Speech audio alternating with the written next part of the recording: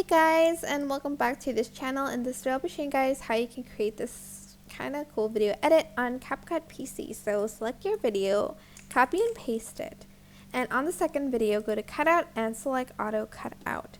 Then add in this black background to create the black abyss. Go to mask and select the circle part right here and just create a circle. You can feather it out as well if you want to, and there's this effect, but you can make it a little bit better. Actually, I might put it down more to the front, yeah, like that. On the video right about here, I'm going to add a keyframe, and at the end I'm going to put the opacity at 0. So it looks like he's disappearing into it.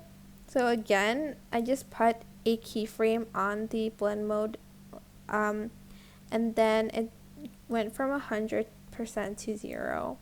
And that is it. It is super simple, but I hope this tutorial was helpful for you guys. Don't forget to like, comment, share, and also subscribe to this channel if you haven't done that already. If you have any questions, just leave it in the comment section down below, and I'll try my best to answer them all for you guys. And if you found this video helpful, please click the thanks button above the description box down below. Thank you so much for watching. Bye.